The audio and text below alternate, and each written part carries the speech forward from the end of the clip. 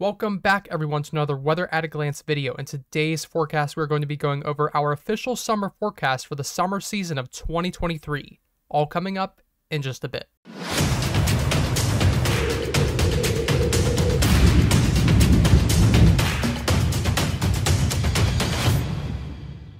Alright, and on our first slide, we are going over our official NOAA CPC ENSO probability forecast that was issued this May 2023.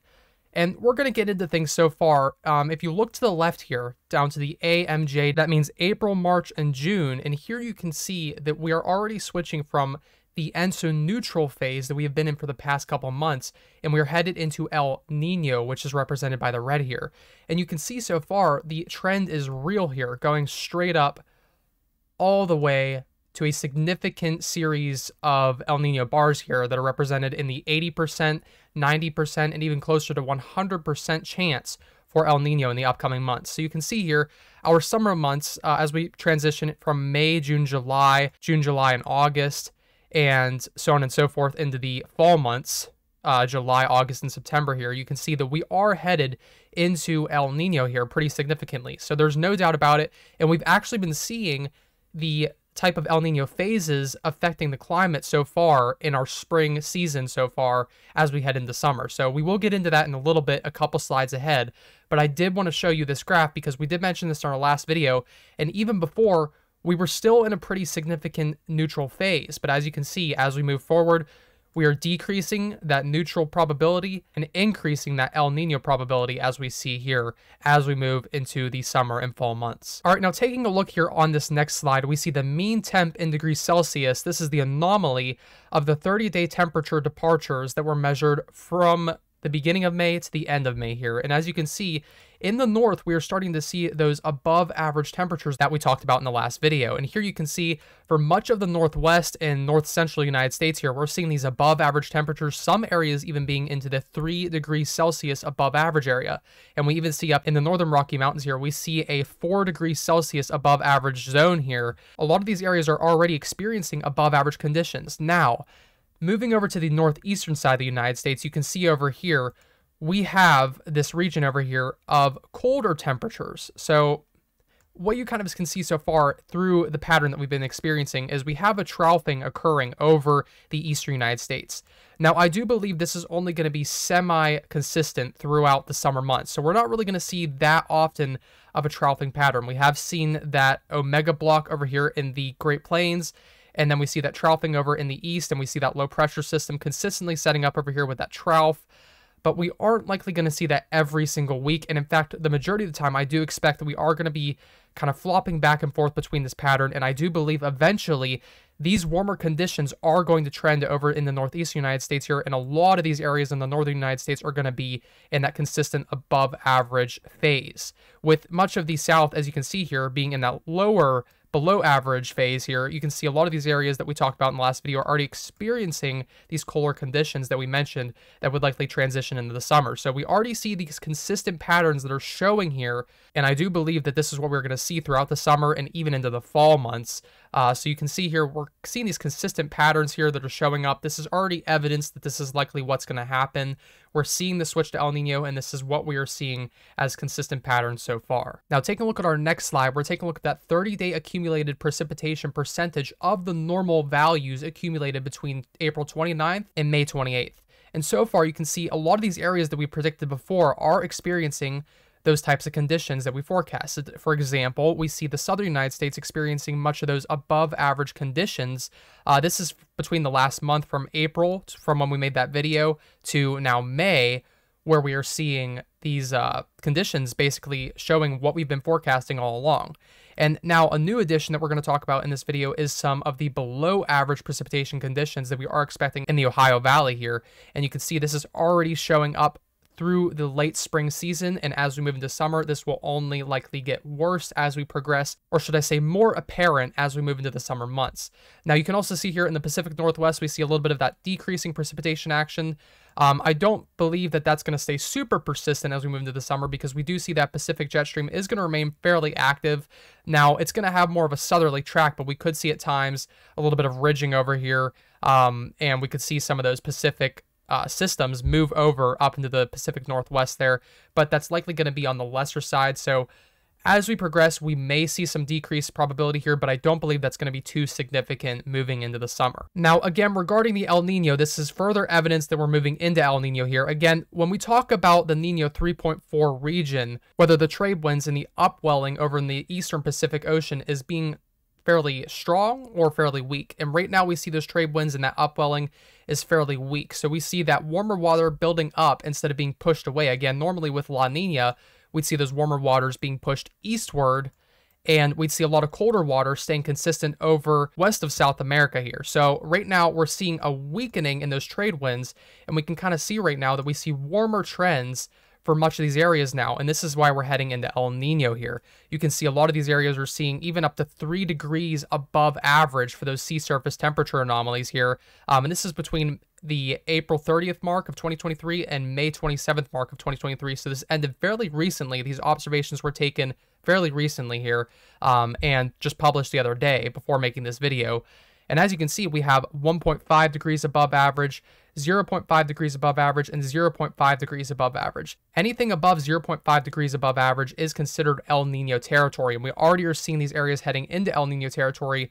And guys, we're right on the teeter-tottering point between ENSO neutral and El Nino. So we're heading into El Nino very quickly here. And this is why this summer is very apparently going to be an El Nino. And that's why we're covering this video right now as an El Nino summer forecast, because these are the conditions that we are expecting this summer. Now, starting off here in the slightly above average region here, we are expecting just slightly above average conditions. Again, this means that you likely won't notice anything too crazy. You won't notice anything when you walk outside, but analytically, you likely will see some warmer conditions throughout your summer season. So warmer temperatures on the analytical side.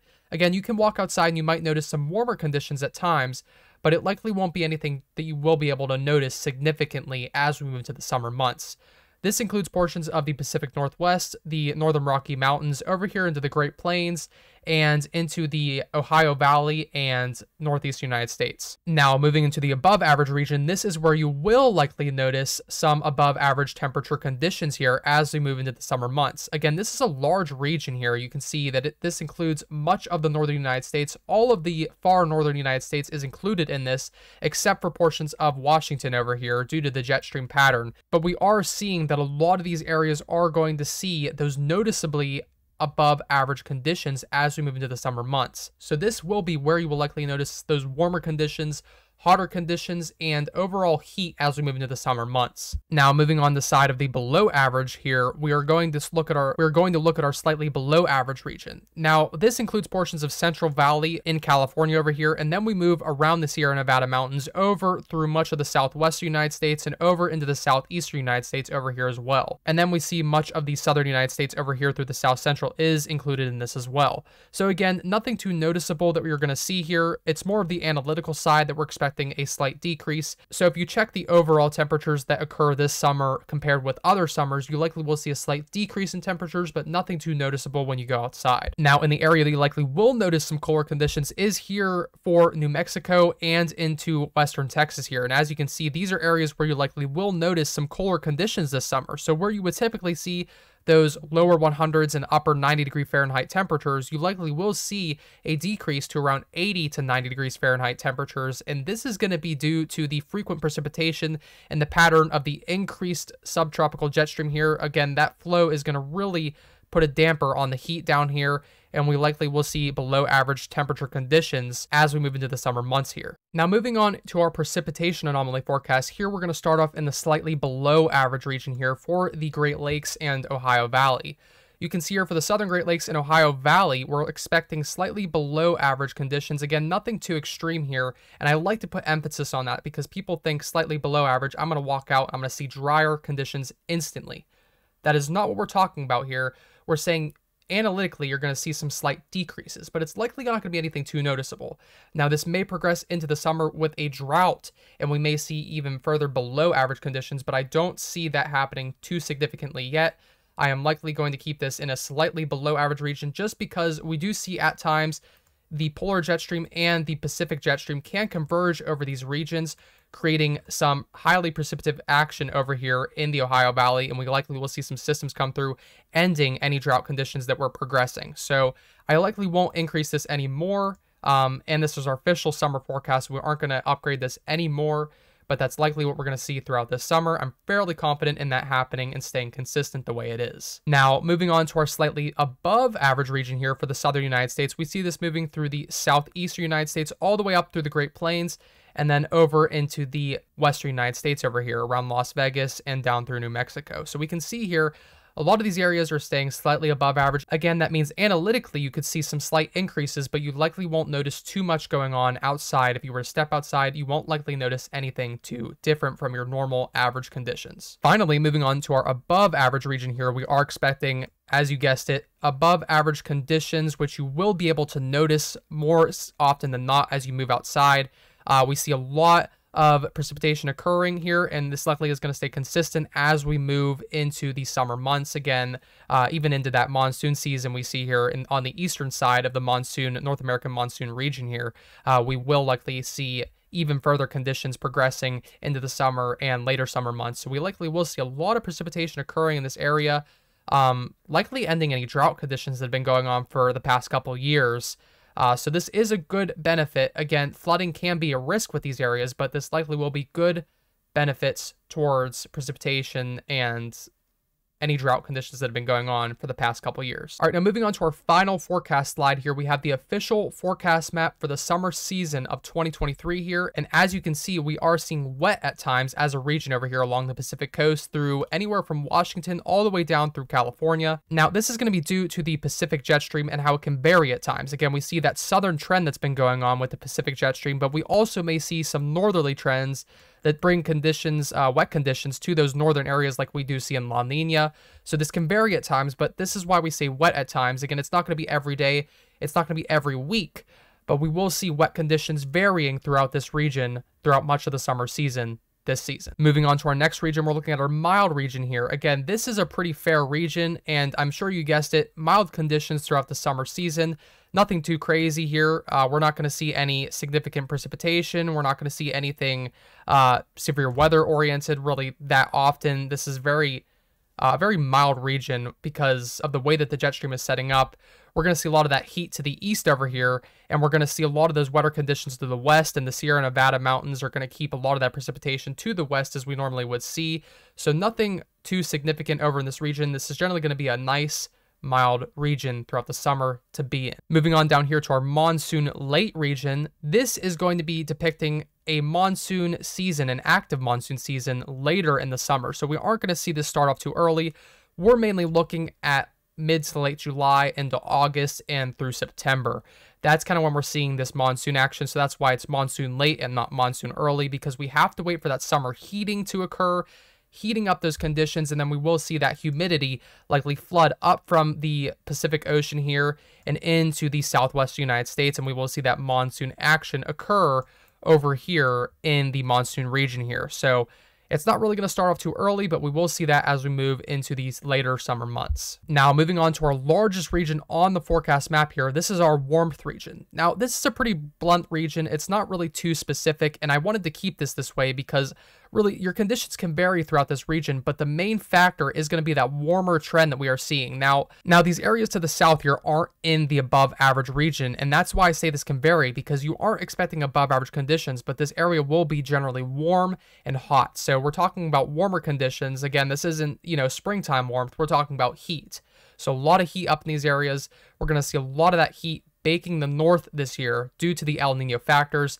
And that's why we are kind of keeping this as a general circumstance of warmth, because this can vary throughout this region. Again, we're talking about anywhere from the Pacific Northwest all the way to the Great Lakes, all the way throughout the Great Plains. These conditions vary throughout these areas significantly, but we are expecting warmer conditions throughout a lot of these areas and just overall significant warmth throughout the summer. Now, moving on to our severe weather region here, this region we have to go a little more in depth because this can be misinterpreted quite significantly if we don't go over this with care. Now, this doesn't mean you are going to see severe weather every day, and this doesn't mean your primary factor this summer is going to be severe weather. This is just where I'm indicating severe weather probability is most likely this summer. So again, we see Oklahoma Usually these areas dry out by summer months, and usually they get fairly dry, but this year could be different, and we are seeing that with El Nino. So with the storm tracks that we're seeing, where these areas could see a lot of those severe weather trends, we could see an upward trend in severe weather for some of these areas. Again, these northern areas up here typically do see severe weather for this time of year around the Great Lakes, but we are seeing these southern areas also being included this year. And so again, this doesn't mean you're going to see severe weather every day, and this doesn't mean you're going to have storms every single day, every week, every month. This is just generally where we are going to see the primary severe weather threat throughout the summer. And severe weather can occur outside of this region. It's not going to just happen within this region, but this is the general location where we do expect much of the severe weather to occur. All right, now moving on down here to the warm and wet region, we see much of the Texas Panhandle included with this, and all the way throughout the southeast United States into the southern portions of the mid-Atlantic over here. Now, you can see this is pretty self-explanatory. Warm and wet conditions, so basically the typical warm and humid conditions. This doesn't mean really severe weather at all, though we're not discounting that factor at all as we move into the summer months and things heat up.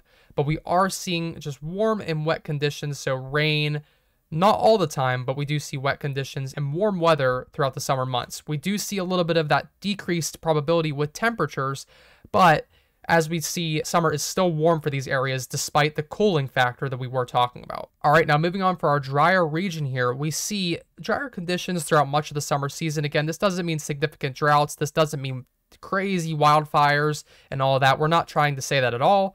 This is just saying drier conditions throughout your summer season, so nothing too significant. I always have to put emphasis on that.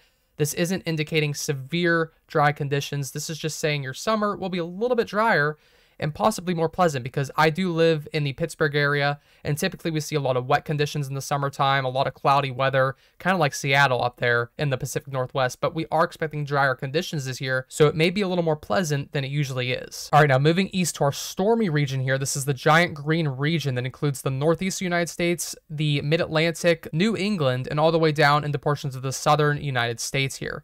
Now, we do see a lot of these areas are going to be in that storm track, where we see the general stormy conditions along the East Coast here. And I do recognize that a lot of these areas are still going to be at that troughing action, and that will likely bring a lot of stable air down into the northeast United States, blocking any storm development. But again, we do see these low pressure systems and troughs will move out of the United States area over here in the northeast United States occasionally, and we will see some possibilities for stormy conditions to ramp up. Now, again, down here in the south, this is pretty much almost standard for this time of year. Again, we'll see stormy conditions along here throughout the Carolinas, throughout the southern Appalachian Mountains, and areas around there. We'll see generally stormy conditions, but we will see up here in the north conditions setting up for stormy conditions into the summer months. All right, now in our final region on this map, we see the breezy region up here that includes portions of far New England and the far northeast United States here. And basically what this is indicating is windy conditions. Again, I know this looks fairly cold, but we're not indicating cooler weather. We're indicating pretty windy weather up here. So basically, we're going to see that polar jet stream kind of extend south here. And with pressure change, we see the factor of wind. So whenever pressure changes, wind is a result. And we will see a lot of that happening here with the crazy weather patterns that are going on. We see that troughing, and then we see the ridging coming up over here as those troughs move eastward.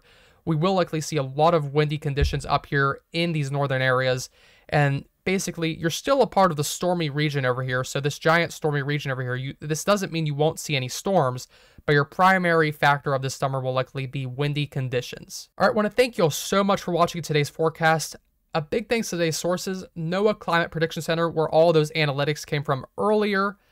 I would ask you consider subscribing for more U.S. forecasts free of charge, and I would ask you consider following the Weather at Glance official Facebook page for more inside information and complimentary personal forecasts when you message me on my Facebook page. Again, I want to thank you all so much for watching, and I will see you in the next video.